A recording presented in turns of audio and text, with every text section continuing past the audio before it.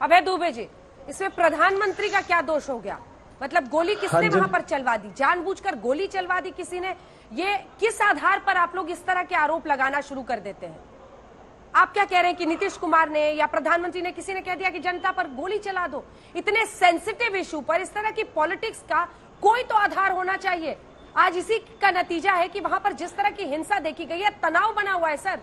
और मुंगेर एक ऐसा जिला है, आप पता नहीं बिहार को कितना जानते हैं, मुंगेर एक ऐसा जिला है जिसने धार्मिक आधार पर कई बार इस तरह की हिंसा देखी है। वहां पर तनाव फैलाना और लोगों को उकसाना बहुत खतरनाक साबित हो सकता है।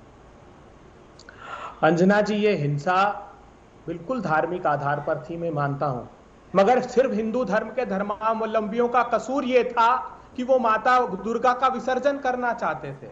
और ये जो निष्ठुरता से भारतीय जनता पार्टी राग अलापने लगी ना इलेक्शन कमीशन का, इलेक्शन कमीशन कह रहा है कि सुप्रीम कोर्ट का ये ऑर्डर है, उसमें वो कहता है कि Supreme Court judgment held that the article 324 operates in the area left unoccupied by the legislation. और जो सुप्रीडेंसी की बात कर रहा है सुप्रीम कोर्ट, ये खुद चुनाव आयोग कह रहा है। क्या चुनाव आयोग के मुख्य चुनाव आयुक्त ने निर्देश दिया और गोली चला दी? नहीं। मैं चुनौती देता हूं, वो एसपी और कलेक्टर के कॉल डिटेल आप जारी कराइए, दूध का दूध और पानी का पानी हो जाएगा। जेडीयू के शीर्षस्थ नेता की बेटी एसपी वहां पर है। और ये जो कहते हैं पुलिस की गोली से नहीं मरे, ये रिपोर्ट है। ये जो गोली है वो इंसास की है।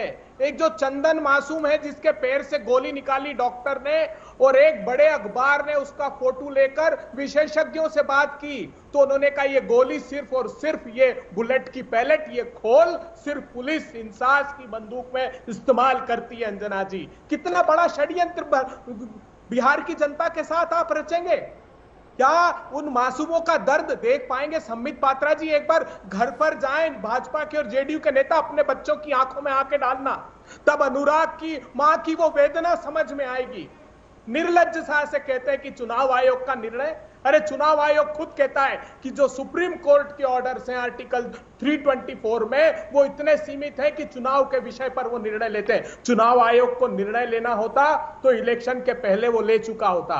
चुनाव के बाद ये राजनीति से प्रेरित भारतीय जनता पार्टी का दुष्कृत्य एक और बिहार की जनता के साथ है कि वो पूरा ठीकरा चुनाव आयोग पर फोड़ना चाहते हैं। अंजना जी, मैं बहुत दर्द और वेदना से कहता हूं कि उन हिंदू धर्म के धर्मावलंबियों के साथ ये सवाल लोग के पास ले चलते हैं। एक बात और मैं कहना चाहता हूं, एक बात और मैं कहना चाहता हूं। कल अजय आलोक जी ने शो में कहा था कि मुख्यमंत्री जी ने डीजी को कहा है कि तुरंत इसकी जांच करें। मुख्यमंत्री जी सारे ऑर्डर आज भी साइन कर रहे हैं, कार्यालय में बैठ करके मुख्यमंत्री के पद पर हैं, संविधान की शपथ के साथ। इस्तीफा क्यों नहीं दिया फिर उन्होंने चुनाव के पहले?